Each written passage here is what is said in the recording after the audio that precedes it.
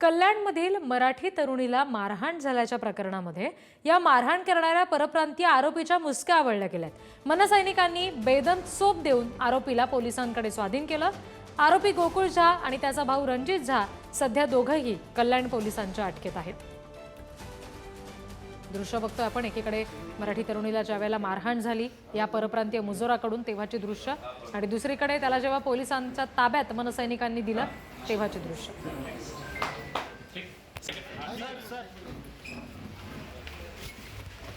आता जे so called national channel आहेत आणि त्यांचे जे प्रतिनिधी आहेत, ज्या सगळीकडे सेलिब्रिटी म्हणून सध्या फिरतायत मराठी हिंदी वादावर, ते आज कुठे आहेत आमच्या मराठी महिलेला मारल्यानंतर?